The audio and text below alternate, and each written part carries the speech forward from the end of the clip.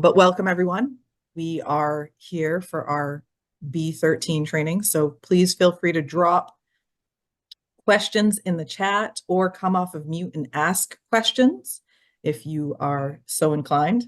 We will do our best to answer those throughout, and we will have check-ins.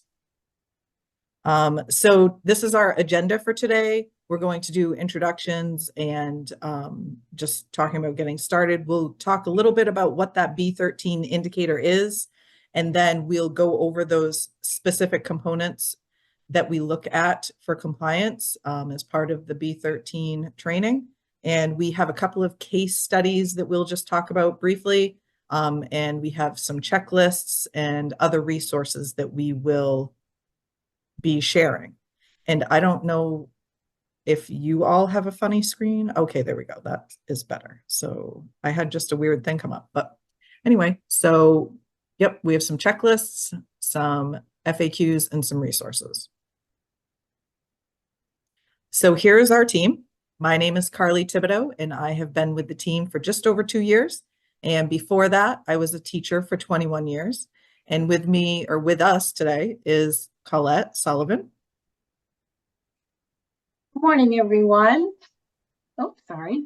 My name is Colette Sullivan. I'm the Federal Programs Coordinator.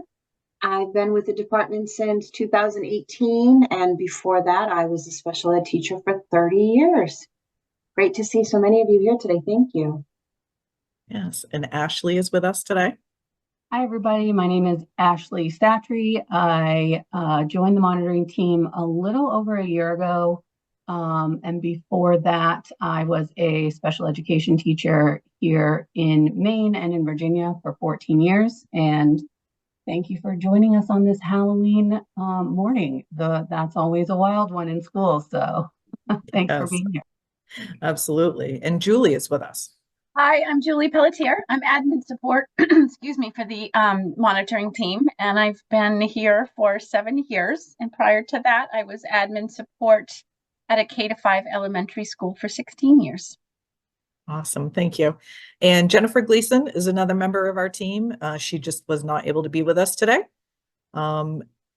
So let's talk about what is B-13. We throw that around.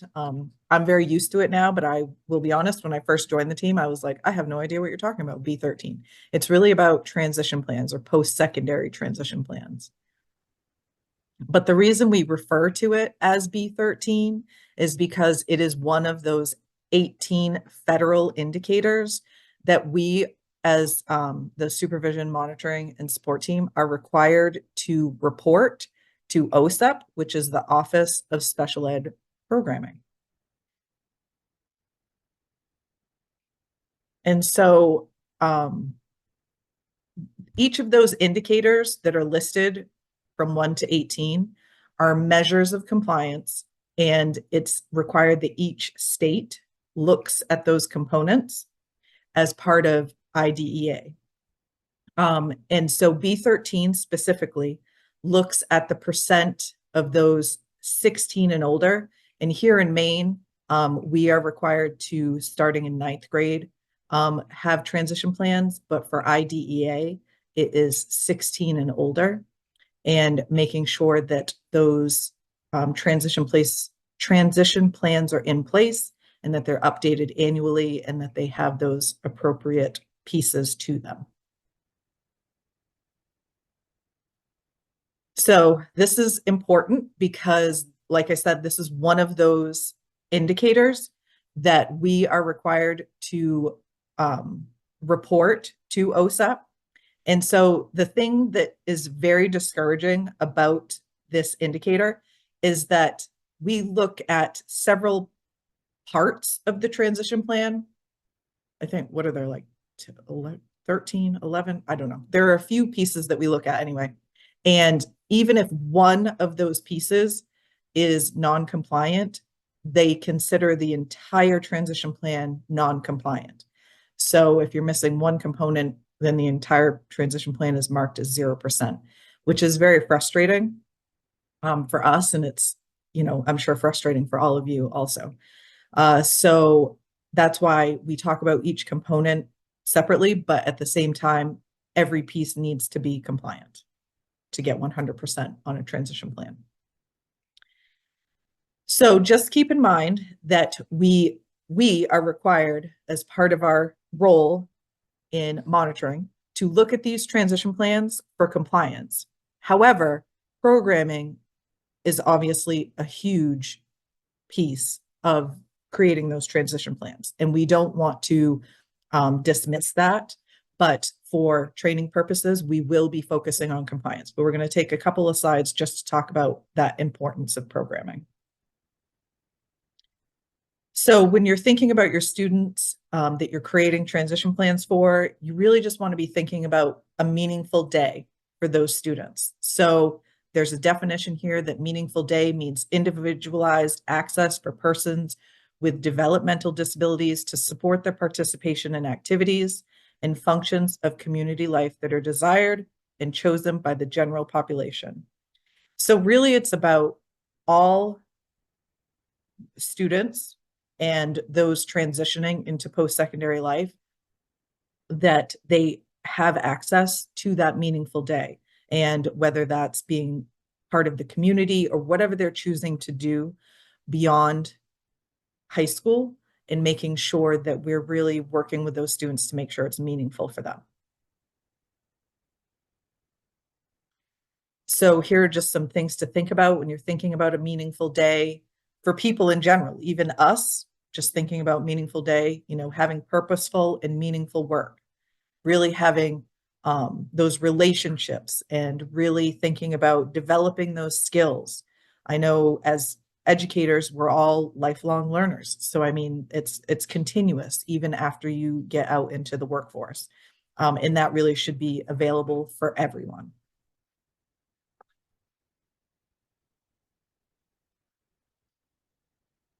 So if you are willing and able, please share in the chat box something that makes life meaningful to you. You know, it can be anything. And I think one of the things that is meaningful for me, if I were to share in the chat box, is just having friends and family and being able to, you know, share every day with them. But it can be different for everybody, right? Grandchildren, health for sure. Exercise, excellent. Thank you all for sharing. Yeah. The beach. Oh, we're going to be missing that here in Maine very soon, aren't we? Unless those brave souls that like to go to the beach in the winter. Yeah. The pups, of course. Yeah. Love of learning, time in nature. Thank you everyone for sharing. Yes. So everyone deserves to have the opportunity to live a life that's meaningful to them.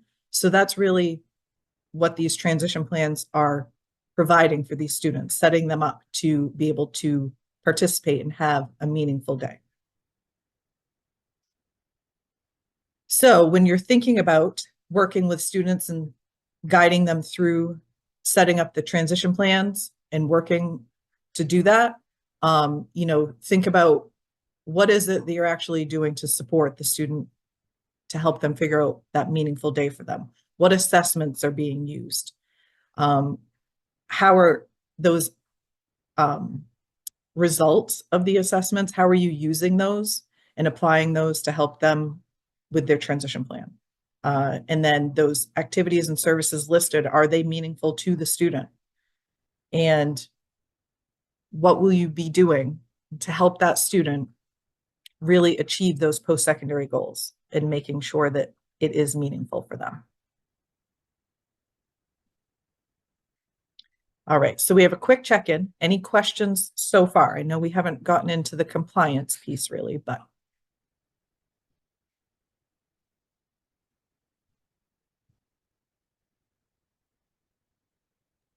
Nothing in chat so far, Carly. Great. We'll keep going then. I'm sure things will come up as we get into the components. Okay, so we're going to get into those specific B-13 components that make up what we look at for B-13. So the first thing that you're thinking about as an IEP team is that when you're filling out this section 3 where those special considerations are, if you're saying checking yes that the student or child is in 9th grade or above, or 16 or older, then that is checked off yes. Then the section 9, that transition plan really should be completed before completing the rest of the IEP. Excuse me, because the IEP is really meant to guide the student and help them meet those pieces that are lined out in the transition plan.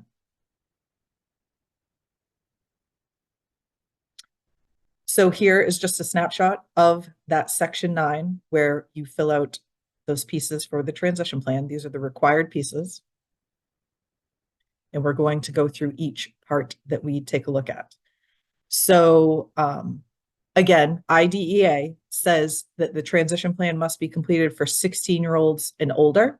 However, MUSER goes above and beyond that and says that it is no later than 9th grade. So depending on which one comes first for that particular student.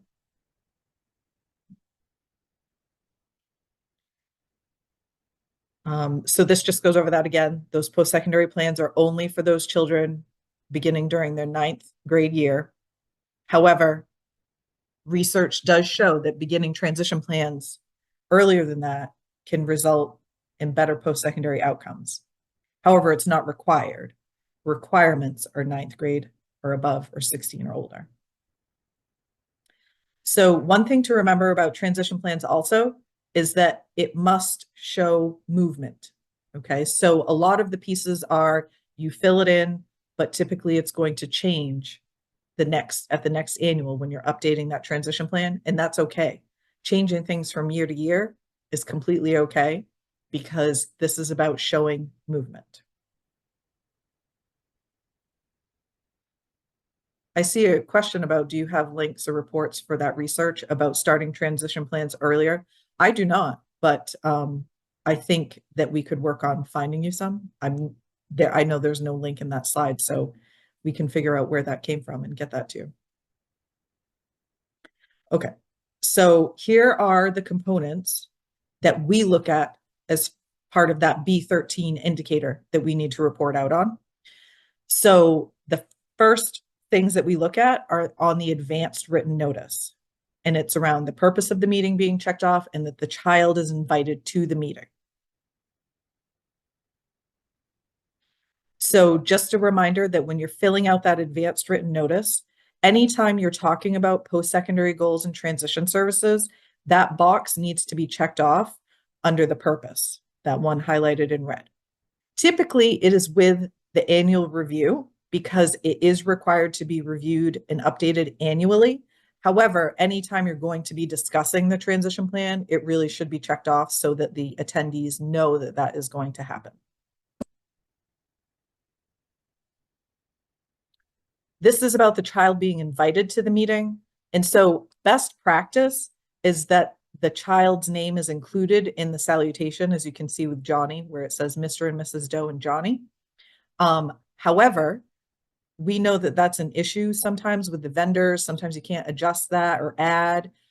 So compliance is that as long as they're listed as a person invited to the meeting, like on that second page, then that is compliant. Oh, and it looks like Colette dropped a link to that research. Thanks, Colette. The next component that we look at is about the agency being invited with parents' prior written consent.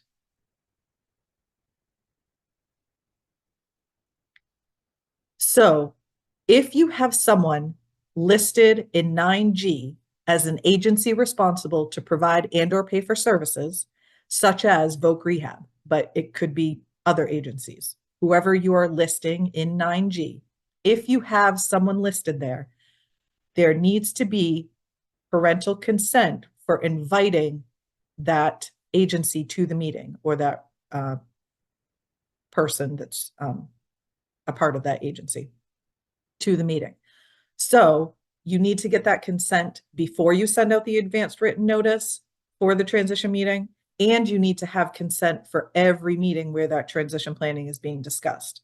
So if on the advanced written notice, you're checking off post-secondary and someone is listed in 9G as an agency responsible, then they need to be invited to that meeting and you need to get parental consent before the advanced written notice goes out.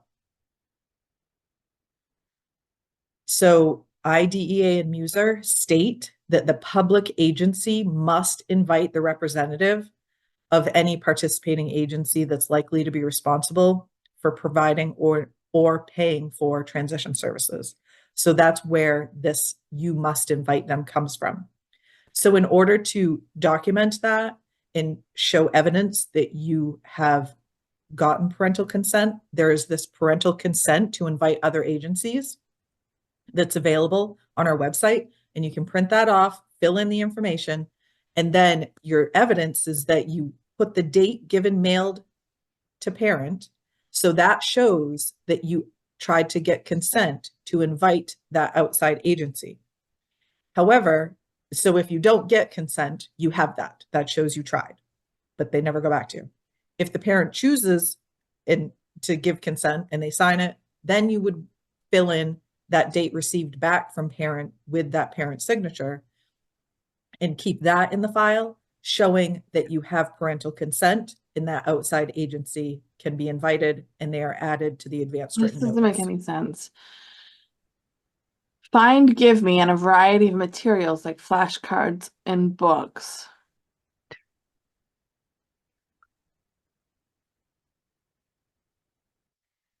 So here, you can see that there was a voc rehab counselor and it says they were invited by the parents. And that's okay because the parents can invite whoever they want. So if you were unaware that an outside agency was involved with the student and the parent invites them and you had no idea, that's okay. Just make sure to document that they were invited by the parents and that they're listed as a participant. And then also just document in the written notice that going forward that you will be inviting them because the public agency must invite them as long as they know about them. Can I ask a question? Should I wait till the end? No, go ahead. Ask. Okay. So in high school here, I kind of coordinate with Nick through Voc Rehab, and he meets with the kids here, and all the paperwork gets sent home and it gets sent back. Should he be invited to every IEP meeting?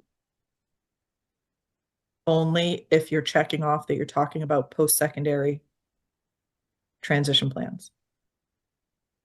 Well, we do that all the time at IEP meetings. But I don't invite Nick to the IEP meetings. I coordinate all of that. So I want to make sure I'm doing it right. Should he be coming to the meetings too? Because I've never heard of that.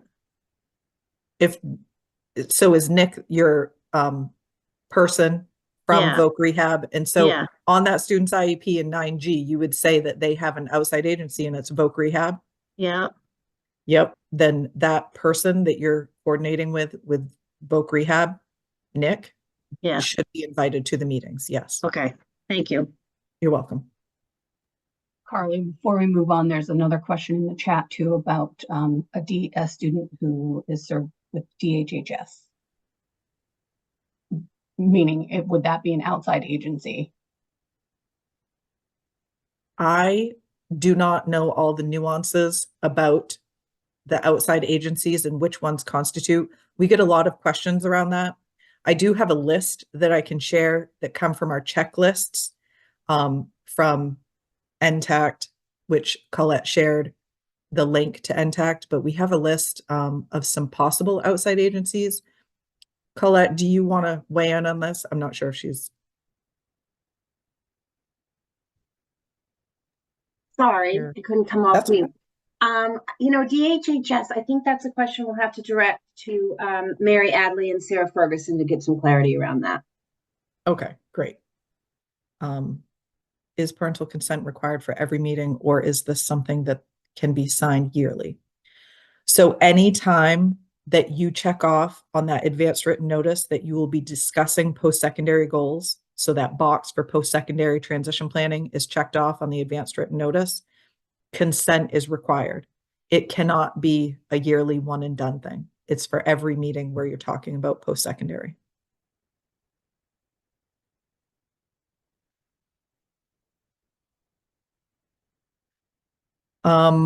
We also look at the written notice to see that post-secondary goals are updated annually.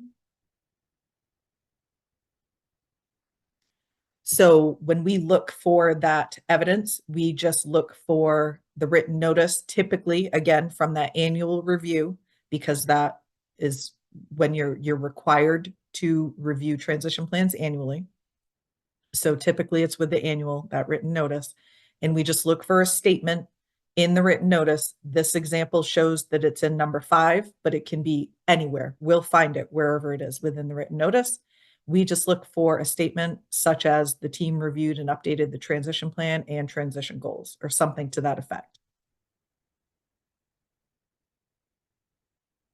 All right, then we get into the parts of the transition plan. So this is about 9A of the transition plan, where you just list that projected date of graduation. So just make sure that there's a projected date there. The month and the year is fine.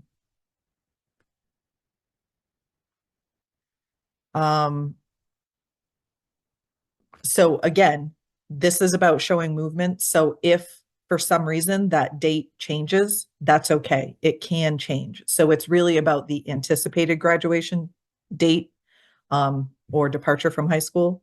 And so just thinking about that, keep that in mind each year, making sure that you're talking about when that student will be exiting high school. And if planning needs to, if you're thinking that the student's going to be in high school beyond those 4 years, really thinking about starting that planning as soon as possible, and just making sure that you're documenting all of your discussions and things in the written notice. The next section of the transition plan is 9B, where those age-appropriate assessments, those post-secondary assessments, would be listed for the student. So for compliance, we just make sure that there's at least one transition assessment listed in section 9B. Best practice would be to include the dates of when those were completed, even if it's just a year. However, it's not required for compliance, but there does need to be at least one transition assessment in there for the student. Here are some examples of acceptable transition assessments, and then assessments that are not acceptable because they don't have transition components a part of their assessments. So like the NWEs, oh my gosh, NWEAs, you wouldn't want to list there because they don't have a transition component. However, apparently the SATs do, so that is okay to list those there if that student participated in that.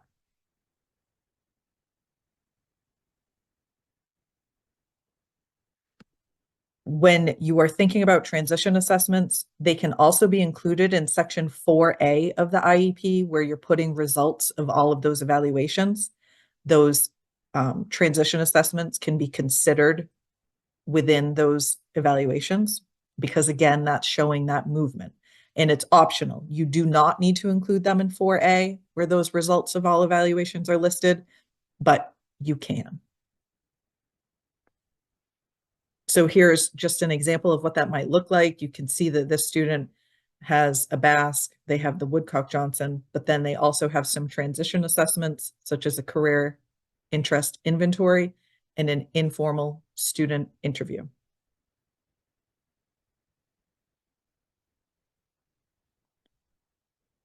Here's a couple of links to our Transition Maine website, and there's a specific tab around transition assessment resources. And there are so many transition assessments available on this specific tab. So, question in the chat, it says, I interview students each year to update transition plans, and I report those meetings dates. Is that correct? So as part of the transition assessments, that would be appropriate. Yep, like a student interview, and then you could just put the date. Yep. Carly, can we go back to two things real quick? Sure.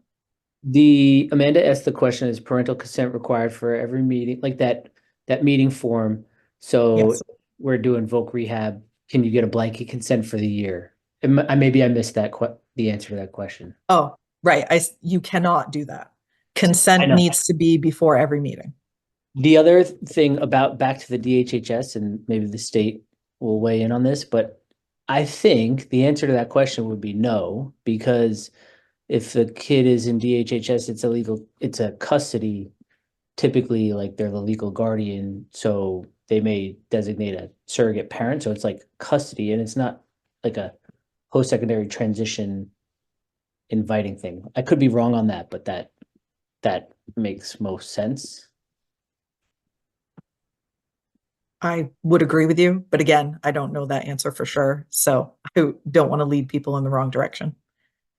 We'll wait until we have a solid answer. Yeah, this is Colette. Sorry, I interrupt real quick. Since we are back on that DHHS question, I'm going to reach out right now to Mary and Sarah to try to get an answer before we log off.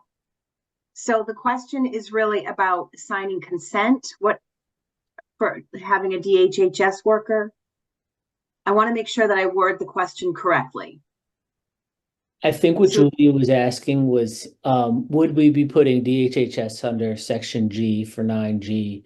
And then would we be filling out that form for every meeting? But considering DHHS is the guardian, I mean, we don't do that for guardians, so I don't think we would do it for DHHS. I just could be wrong.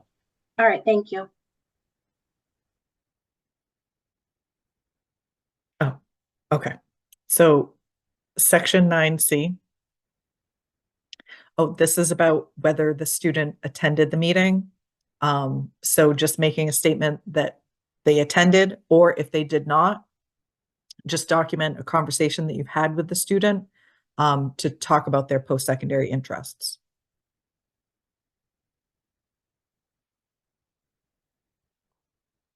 The next piece of the transition plan, and Ashley, you just tell me when I'm supposed to stop talking because I don't know the number of slides. No, that's okay. If you're okay keep going, I am not great at multitasking with the presentation and the speaking. So if you're okay with keeping going, I would love that.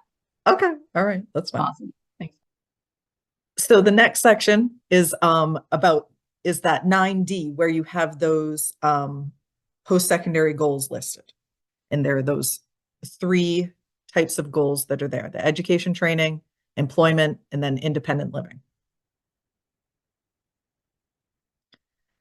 So here, when you're writing in that education training goal,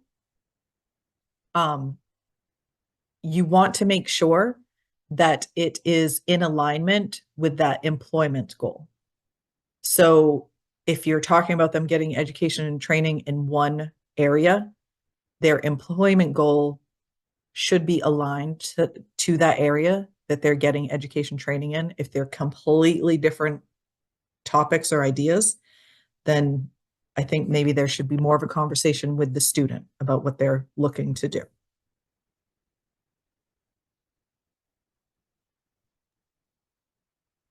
And then this independent living goal, that has that caveat when appropriate. So depending on the student, this could be blank, but it's definitely worth thinking about and discussing with the student what it would look like for the student around their needs of goals for living independently. So here are some examples of goals for Bill. So for education and training, Bill will attend a 4-year college or university to study marketing or receive on-the-job training to become a carpenter. So, Bill's thinking about a couple of different things. And so then that employment goal is around that Bill will work in the field of marketing or as a carpenter. So see how those two are aligned, because they're really thinking about what they're going to be studying and then helping them get to that employment. And then Bill does have an independent living goal that he will access mental health supports in his community independently or with assistance from his parents.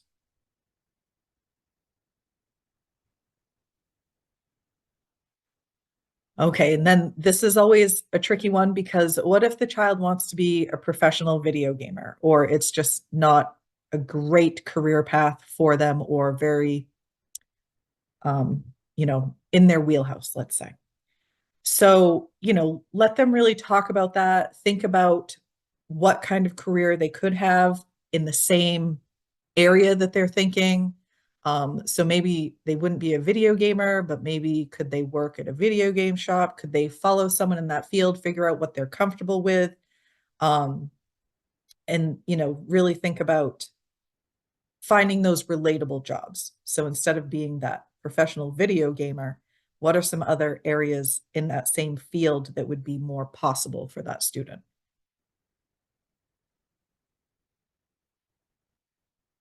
Then when we talk about those goals that you've outlined, the post-secondary goals for the student in section 9D,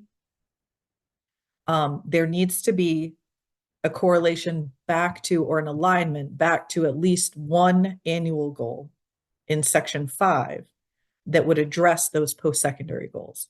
And so just keep in mind that this would not be a standalone transition goals. Sometimes we see those and they're not appropriate because they're just all by themselves. It's best to attach to an existing academic or functional goal. So here is just a visual. It might be more confusing, but you need at least one goal to link or to align to those post-secondary goals. Okay, so you may just have one academic IEP goal that you're like, yep, this is appropriate. They need to do this goal in academics to be able to do that education, training, employment, independent living goal, that kind of thing, or it would support that, right? Or you may have 3 separate goals. So it's totally up to you how you want to do that. But basically, typically, any goal that they're working on to help them get through their education and exit high school is typically going to align to their post-secondary goals, because it's what they need in order to move on to post-secondary. So we just have an example here. This is Bill again, and he is going to write a 5-sentence essay, including an opening sentence, 3 supporting details, and a closing sentence with less than 5 spelling errors on 5 out of 5 assignments, and so on. So this academic goal was already there in the IEP to address his writing deficits. And it made sense to align this to the post-secondary education, training, and employment, because Bill will need that writing efficiency or writing skill in order to meet those goals. If we think about marketing or carpentry, you need to be able to, complete writing tasks. And then here's another one where Bill will work on managing his anxiety. And so this functional goal was already in place to address the student's anxiety. And so this really aligns to those post-secondary goals in all areas, the education, training, employment, and probably even the independent living, because I think Bill was working on setting up mental health supports outside of or for post-secondary. So, these would align to those post-secondary goals.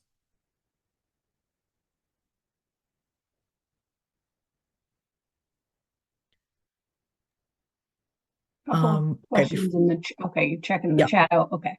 Yep. Okay. Does it need to be stated in the goal? I'm not sure what it is. Julia, can you elaborate? Does what need to be stated in the goal?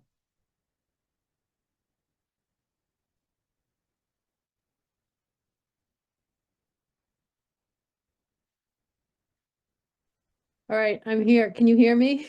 Yes. Yeah. Sorry, it took me a while to find the unmute button. I'm just asking if the transition, like how will somebody know that that particular goal is linking to the transition plan? Does it need to be stated somewhere in the goal that it is linked to the transition plan? That's a great question. It doesn't. There is no specific language. In the past, we have given guidance that there is a statement in there, and you can keep that statement, but it is not required for compliance. What did we say? In preparation for college or in preparation for post-secondary, whatever. There was some statement that we would include in there, and we said that that shows that alignment. However, it is not necessary for compliance to include that statement in the goal. As long as there's a goal in section 5 that we can read and say, yep, that goal would support the post-secondary goal, then it's okay. So basically, any academic or functional goal would support those post-secondary goals. There is no need for that specific language to be compliant. So it would just be a matter of whoever reads the goal could use their judgment and say, well, this is going to link to their transition plan, right? Correct. Yes. Okay. Excuse me, Carly. Sarah Ferguson just jumped on so Okay. that that DHHS question, she can respond to that. So I hate to back us up, but Sarah, you here? Yes, I am. Perfect, perfect. So the DHHS question, I'm trying to back up to find it. Who asked it? Julia asked it, but I could Julia. clarify Perfect. it. Yeah, that'd be great. Because Julia and I work together, so help us. hopefully she doesn't mind me clarifying. What I think she's asking is, should DHHS be listed under section 9G as an outside agency to be invited on one of those forums every single meeting? If they have a reason to be there. Well, the reason typically would be that they're the legal guardian, unless they've designated an educational surrogate or a foster Oh. parent. So my assumption would be no, but I could be wrong. So I think that common practice is because DHHS has so many arms, it's like bigger than an octopus, right? One arm is to be the custodian and to have children in custody and be the guardian. And so when Colette asked me, the first thing that ran through my mind was OADS, the Office of Aging and Disability Services. So yes, if a student is transitioning and Office of Aging and Disability Services is going to be there, then that would be in 9G. And common practice is no, if the child is in state custody, the DHHS guardian is listed in MUSER as part of the IEP team. So just to follow up with that, this is Julia. So you would not need consent from DHHS if that were the case. And where do the foster parents come in? Then would DHHS be out of it if there were foster parents, but they're still being overseen by DHHS, question mark? Super, great question. Thank you. So I am also the coordinator for the Special Education Surrogate Parent program here. And in MUSER and IDEA, foster parents are listed under the definition of parent.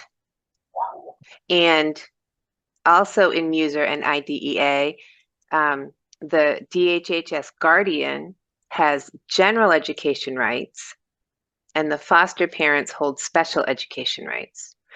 So anything that comes out of the special education office needs to be signed and approved by the foster parent. Anything that comes out of the main office, field trip permission forms, enrolling in your district, comes from the DHHS guardian. Interesting. Thank you. You're very welcome. Thank you so much, Sarah, for jumping in. I appreciate it very much. All right, super. Anything else? Did that answer the question? I'll put Sarah's contact information and Titus contact information. Yep. Yep, as well. For more specific.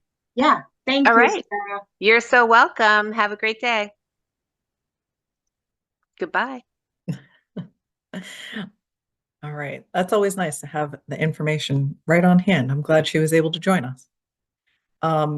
Okay, so I think we clarified there are a couple of questions, or like 3 questions or 4 questions about the whole statement needing to be in the annual goal in section 5 around in preparation of four-year college or whatever. And the answer is no, you do not need that language in the goal to be compliant. However, if you have it in the goal, that's completely okay. Moving on to section 9E of the transition plan. The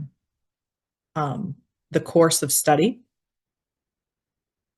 or courses of study, I should say.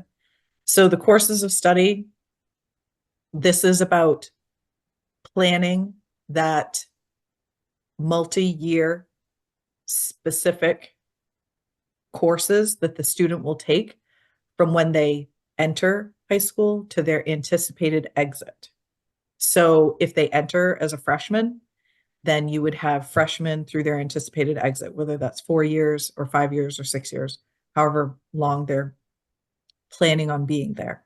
So we've given guidance that using years, such as in this example, is best, but a lot of people still do 9th grade, 10th grade, 11th grade, or however that works.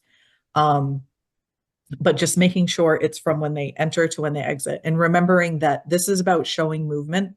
So if one year they say they want to do introduction to business or carpentry because that's what they're interested in, and then the next year they're like, no, I don't want anything to do with that, you can always change those electives that come up towards those years closer to exit.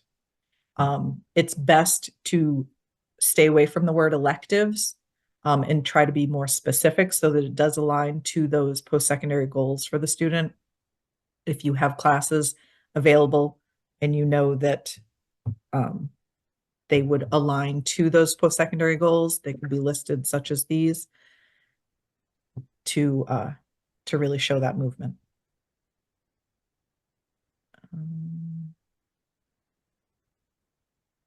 Okay, so I think I might have talked about, okay. So, right, so it's really about what their identified post-secondary goals are. So those courses of study really should support that.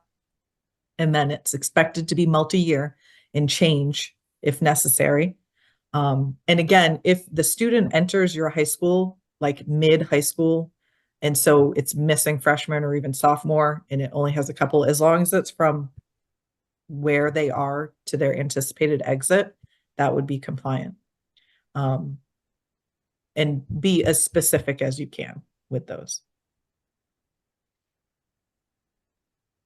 All right.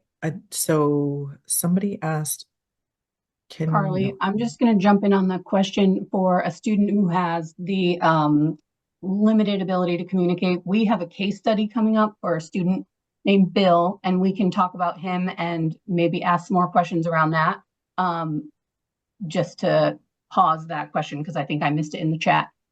So that'll be coming up next. And then I'll let you answer that one about the ELOs or work study without designating where it takes place.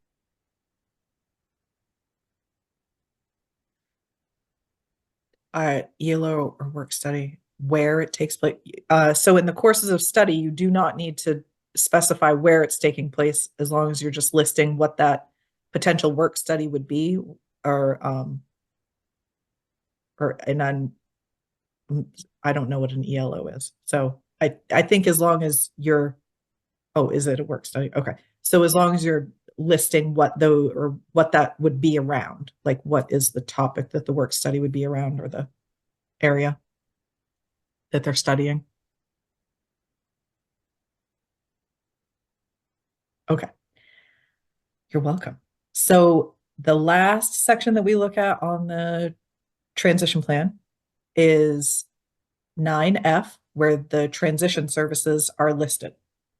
Extended learning opportunity. See, I learn something new every day. Okay. So this is an example of how you may list transition services in section 9F. Excuse me.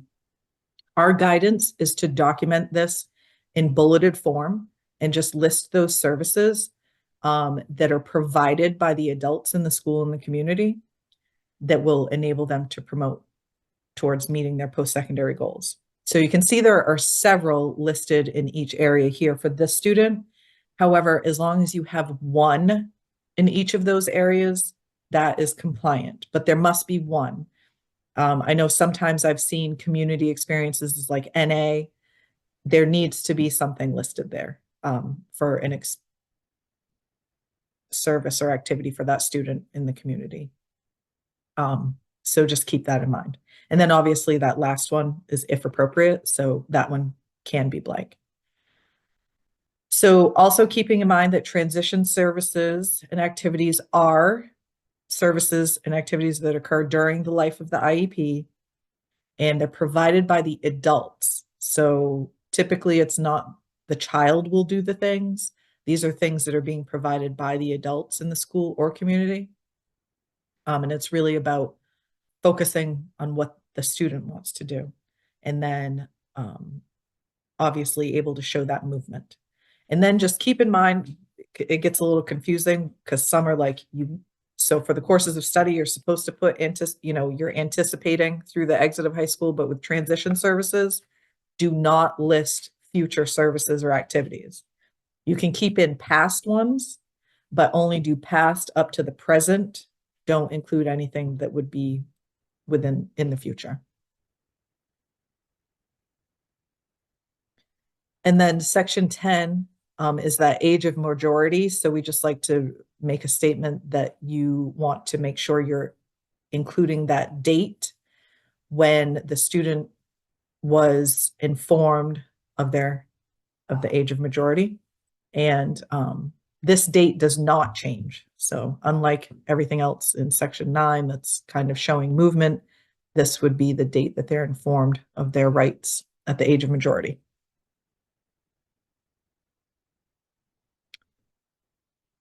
Are you no longer requiring past services, or is it best practice? Right. Best practice would be to leave in the services from previous years, but it is not needed to be compliant. Okay, so here are just some reminders about those transition plans. They really should be student-centered. Family engagement and student engagement is key.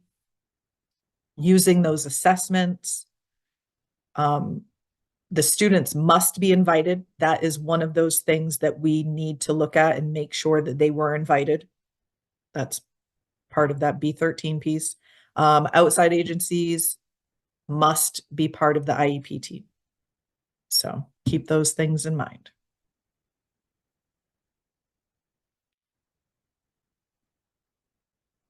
Can you state as exploring? As far as a service, or is for 9F? Activities or services?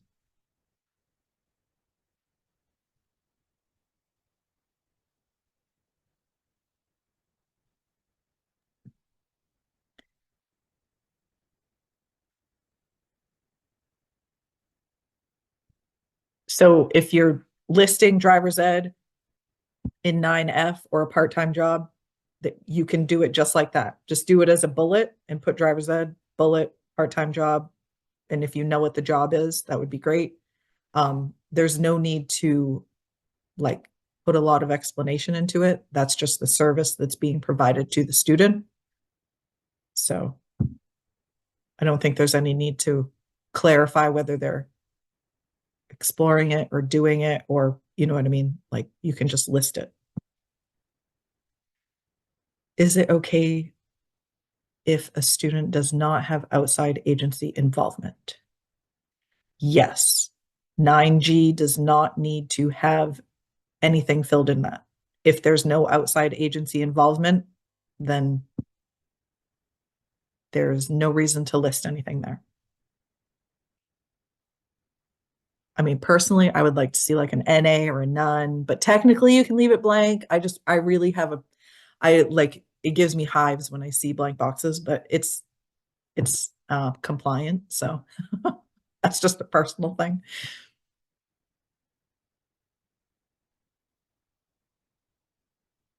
I thought any blanks in this section meant we were out of compliance. Another thing that is best practice not to have blanks. You really like if as long as the information is there that is required. So an outside agency isn't required to be involved.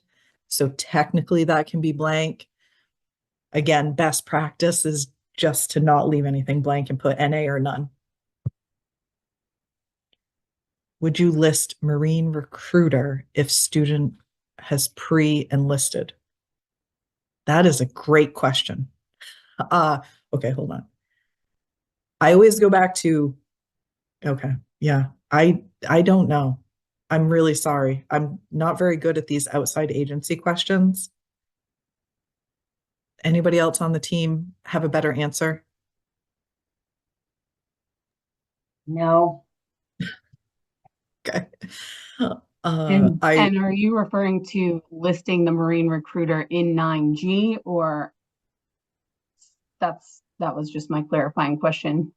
Because I would assume maybe as on the services, like the transition services provided, maybe if they were Right. I was gonna say, I don't think they would though, because that would be future services. They're like going, they're not actually participating. Right. Right. Okay. F, career employment.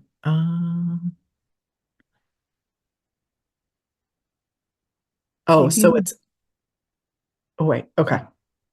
Okay, so Amanda was asking about that for outside agency. I don't know. We are not sure if that would be appropriate for that. And then back to 9F, career employment.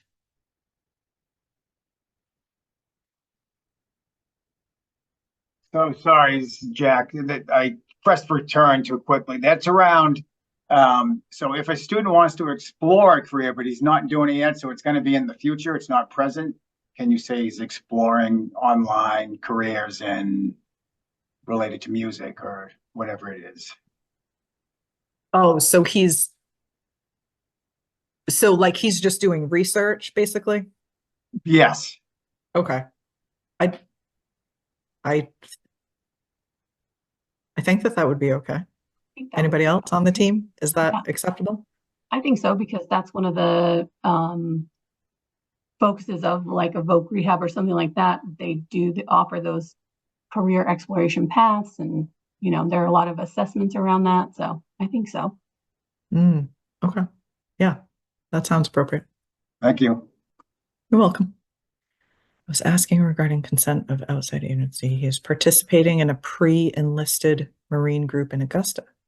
He is leaving upon successful graduation.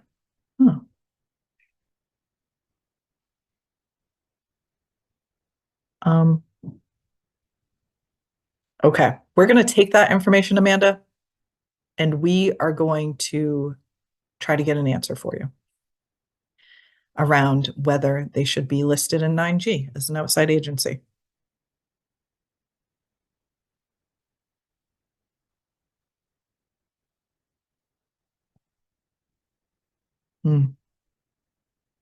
I like Holly's theory. I say, when in doubt, invite, enlist. Okay. There's always that. Yeah. Okay. So we have a couple of checklists that we have available around transition planning. Oh, this is our checklist that we put out there to let people know these are the components that we look at when we're looking for a compliant transition plan. So those are all the pieces that we went over today, and we did a couple of extras too. And then this is a checklist from NSTTAC, and it's like NTACT, but not. So we'll figure out that acronym because I don't know off the top of my head what it is. But on here, on this checklist, and we have the link available at the bottom, they have a list of possible outside agencies, and it's not all of the possible ones, but it gives a better list than we are able to give, or me. I'm going to put me in here because I'm the one that is not able to give a great list about those outside agencies. I'm just not really familiar. But they do give a list of possible ones. So that might be more helpful. And it also just goes through each component of what's needed in that transition plan for that B-13 federal indicator to be compliant. Thank you, Colette. I know she would put that in there for me. National Secondary Transition Technical Center. Beautiful.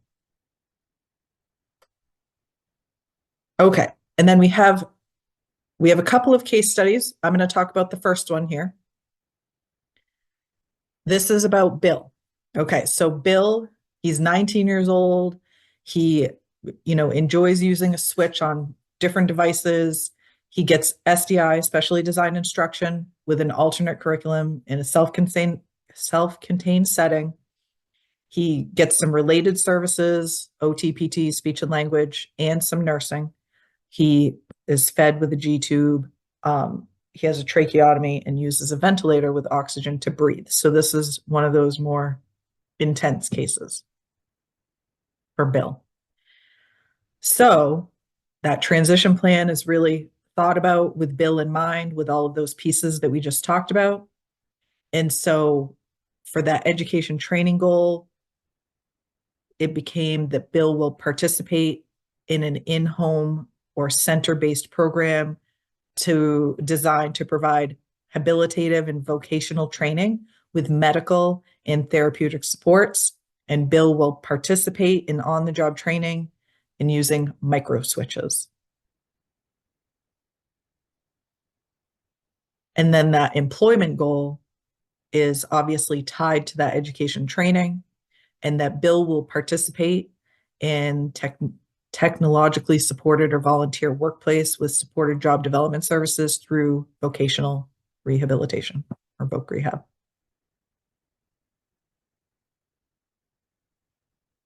And then Bill does have an independent living goal around while he's living at home and participating to the maximum extent possible in his daily routines, which are listed here, and environment using technology.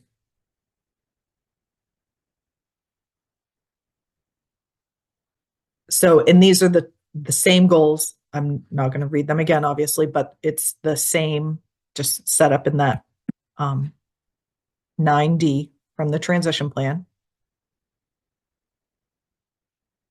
So the independent living skill goal, he really isn't trying to live independently, but he's trying to be more independent in the home. Is that how you see? Yes, correct. Yep. Thank you. You're welcome. So then that transition plan is developed thinking about Bill. And then the IEP would then support those areas for Bill. So you can see here that his strengths are listed out, and that he's curious, he stays alert and awake throughout the day. And really, you can see that in here it's listed that he likes using a switch with assistance to activate a variety of devices, including radio and computer. So you can see all of those pieces of Bill really went into developing that transition plan and thinking about what Bill is interested in and is strong in. And then that's outlined in this section of the IEP as well. So then, keeping that transition plan in mind, the team talked about those skill gaps for Bill and really what he would be working on. So these are those functional skill gaps around the speech and language and expressive and receptive communication, and then using those one-button communication devices independently, and then also the limited fine motor skills. So those are Bill's deficits for functional based off of all of his information. And this would be supporting what he wants to do post-secondary. So then here's a goal in the IEP in section 5 around him being able to independently and accurately use his augmentative device to communicate yes for a desired item, And then you can see here, it has that statement in preparation for education, employment, and independent living, which is perfectly okay to have there, just not necessary for compliance. So you can see that this aligns with the transition goals or the post-secondary goals that are listed on the transition plan in section 9D, and will support him in those areas.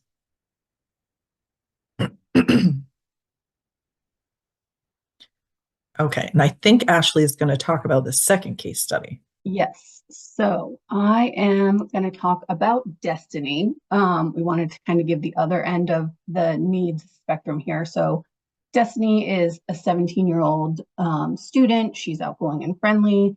She wants to work in hospitality and to attend a community college. And she received SDI for a specific learning disability in reading, and her math skills are low average. She participates in the school band, and she works part-time at her dad's insurance business. So for Destiny's post-secondary goals, Destiny participated in her IEP meeting and in writing her transition goals. So they're written from I language, which is okay.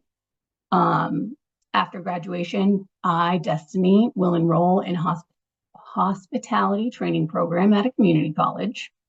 You can see that that aligns to her employment goal, where after graduation, Destiny will work part-time at a hotel or motel in the area. And she has an independent living skill goal as well. And Destiny wants to live in an apartment with friends or by herself. So her goal is that Destiny, will live in an apartment with friends or by myself. And these, again, are in alignment with what she wants to do. And all of those goals will be measurable post-secondary. You can see if Destiny enrolls in the hospitality program, if she achieves that work goal, and if she achieves that living goal for living in an apartment with her by herself or with friends. Here's just an example of what a course of study could look like to support Destiny. I won't read through all of it, but you can see that those elective courses, or each of these courses, really support that post-transition, sorry, I was going to combine secondary and transition together. These really will support her post-secondary goals. So she has band, personal finance, marketing, and of course those could change if she changes her plans, but just an example of another planned course of study. Here are some transition services for Destiny, for education. She's going to tour those community colleges. She's going to enroll in gen ed coursework, SDI in reading. She has a supported study hall for those math accommodations. For her career and employment, she's going to work part-time in the family business, investigate hospitality career pathways with guidance counselor. So that must be why I thought that sounded like a good idea, because I wrote that in here myself. Job shadowing hospitality workers. She's going to register to vote, volunteering at a community food drive, participate in Girl Scouts as a mentor, and enrolling in a local budgeting course for young adults, taking first aid, and obtaining her driver's license. So there's just some more examples for another student. So here is the annual goal for academics that is going to support her post-secondary goals. Given specially designed instruction in reading and a 10th grade level nonfiction text sample of up to 6 paragraphs, Destiny will improve her fluency to 190 words per minute as measured by teacher observation. So just an annual goal to support those post-secondary goals that is also appropriate for her during her high school.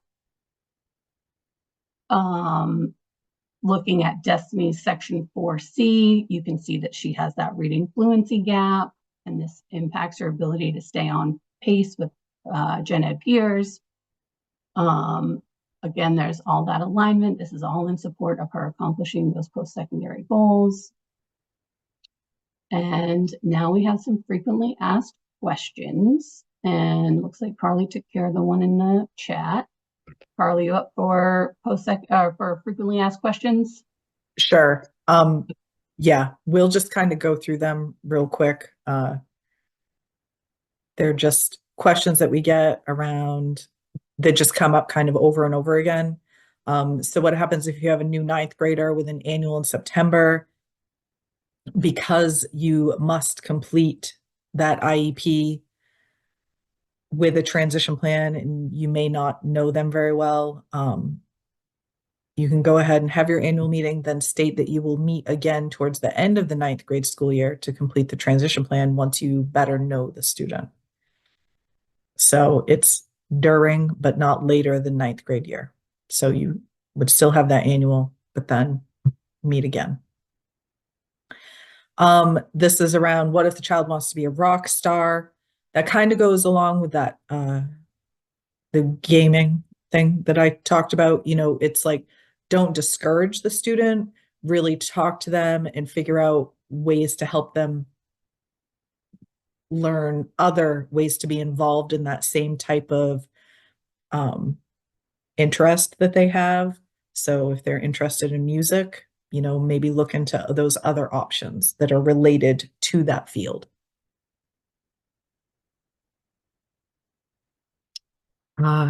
Okay, so why can't I list specific colleges or businesses in the transition plan? So in the goals, guidance is to stay away from saying the student will go to KVCC or whatever the school may be. No specific college. It's more of like a 4-year college or a 2-year college or something like that. And the reason for that is because you can't guarantee that they will be placed at that college. So it's best to keep that part vague. And can we include the parents in section 9F? So this is around transition services and activities, and it's describing those activities provided by the adults in the school and in the community. And so, and to enable them to meet their post-secondary goals. And we give guidance to bullet these activities by the adults in the school and in the community. So I don't know. So I guess no. Colette, can you clarify this? Because I didn't really look at this question, I guess. Can we include the parents in section 9F? So I guess you just don't need to list it if the parent is the one helping the Right. student, Right. but you don't need to indicate that. Is that kind of Right. what this means? Yeah. Okay. Sorry. What do we do if the parents don't want to encourage the child to seek employment? So, I mean, you can't force them to do anything, but just really working to develop that relationship, and really try to help them understand the power of post-secondary planning and what that really can lead to for the student. All right, what if the parent is the shared living provider? Amanda, is that about the question if the parent can be listed as the person providing the service? Yep. That just, again, there's no need to identify who is providing the service. So instead of saying the parent will do this, you can just say what it is they're doing, if that makes sense. So like, for example, in the top part, when it says like speech and language services or specially designed instruction for this or that, they don't it's not specified who is doing that. It's, or even driver's ed, like it could be, you know, whoever they're getting driver's ed from, things like that. So it's best to just document that in a list without saying who is necessarily providing the service.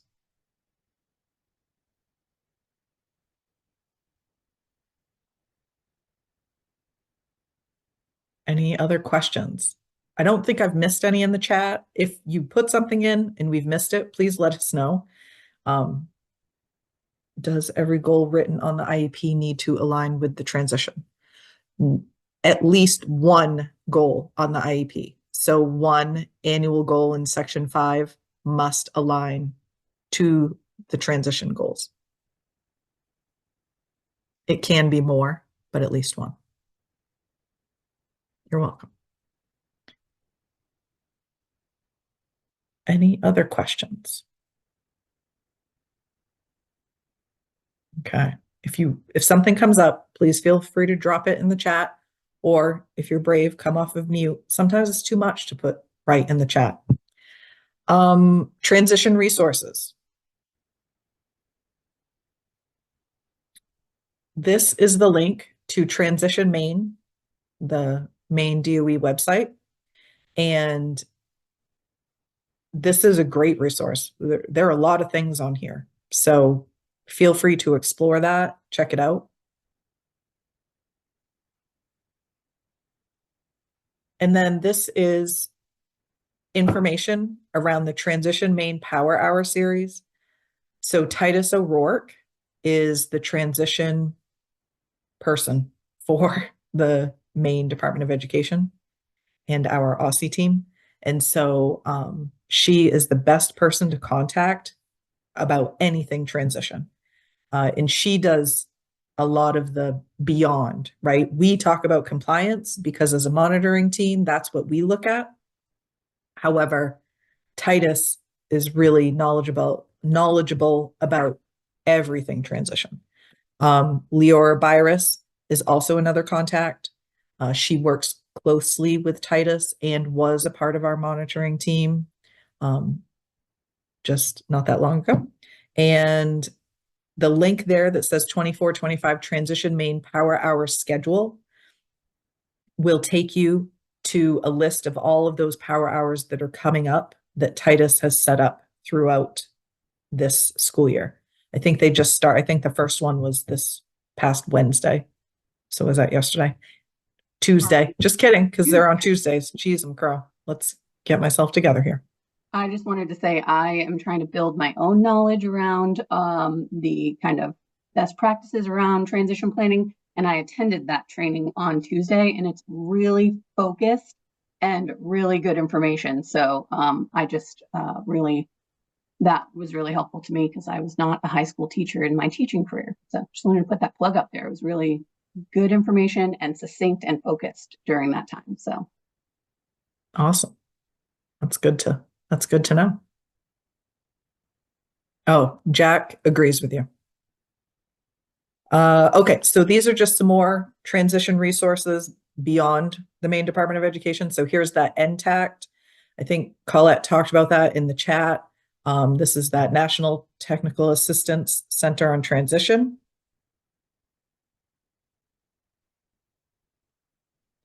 And then here are some others, Wisconsin Suite of Self-Advocacy Resources. So we just like to give a lot of resources that could be helpful to you. And then this is another one about that indicator 13. This is that B-13 that we keep talking about, and about writing compliant transition IEPs. And just more information about that indicator 13. And then these are some resources from us that we like to give out at our trainings. Procedural manual. If you click that link, that title that says procedural manual, it is a link. It'll take you to the procedural manual. If you haven't already checked that out, it is a great resource, goes over instructions, directions, all that good stuff for all the forms, special ed. Then we have MUSER, the Maine Unified Special Ed Regulations. This was updated in July. So that has the most up-to-date regulations that you will find. Not super user-friendly, but it has what you would need to know. This is our IEP quick reference document. We have updated it for the 24-25 cohort. If you've seen this in the past, it may look a little bit different now because it is embedded within the IEP itself, and it does include section 9, and it talks about all of the findings. We have little codes. You can see there at the top, it says FOT 7, if you can read that tiny print. That's one of our codes, but we put all of our codes that we look at when we look at monitoring, and all of the transition pieces are within this as well. And I'll give my plug here too, just as the newest member of the monitoring team. This is the document that really helped me start wrapping my head around compliance. So if you are a new special ed teacher, or if you know a new special ed teacher, I recommend this highly as kind of your first step into compliance. It's a little bit overwhelming when you first look at it because it's many pages. I want to say like 15 pages. But I just always recommend printing it, saving it, have it with you as you're writing your IEPs, and it starts to become a really valuable resource to know exactly what to put and what not to put in each section of the IEP. Awesome. Thank you. It's always good to get plugs. More resources. We probably give too many. It's a little bit overwhelming, but our PD calendar, that's where you can go to get a list of all of the upcoming PD that we offer. Then anything we do for professional development, we record it, and it's at that link where it says link for recordings and PowerPoints. Then special ed resources, we have many things on there. And then laws and regulations, and then forms, which is now listed under resources for families and whatnot. So this is our PD schedule for the 24-25 school year. The registration links are on the right.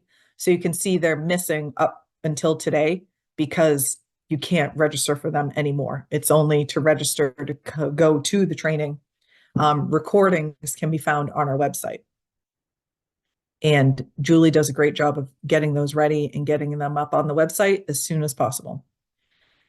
We go all the way until the end of May. So we have many coming up. Typically they're Wednesday from 3 to 4 p.m. So check us out. We have a lot of guest speakers this year. This is our link to our professional learning feedback and contact hour form. And so if you use that link or the QR code, it will take you to our feedback form. And we really appreciate it when you give us feedback. Ashley just dropped it in the chat. Because we do try to adapt our PD and make it to support you. So we do our best to make changes, that you all have identified that would be helpful for you. When you select today's training, because it will ask you to select today's training, select B-13 training, and you can enter your email and you will get a contact hour certificate, copies of the PowerPoint, the IEP quick reference document, and the PD schedule.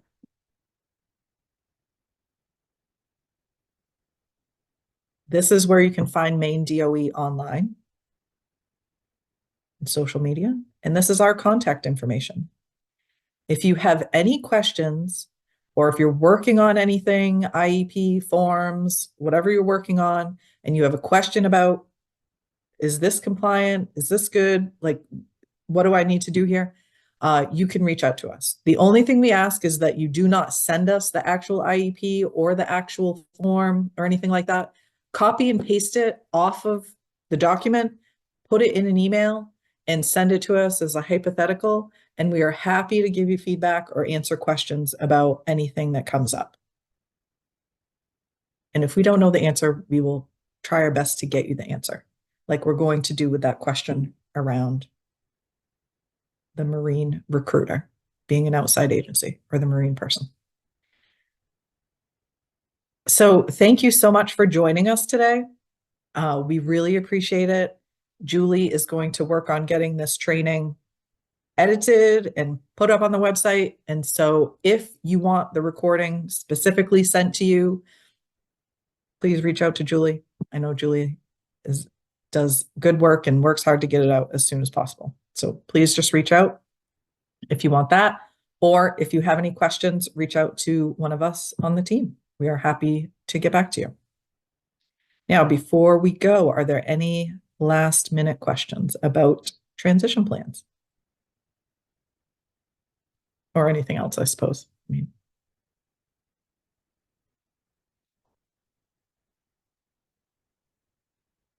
All right. Thank you, everyone.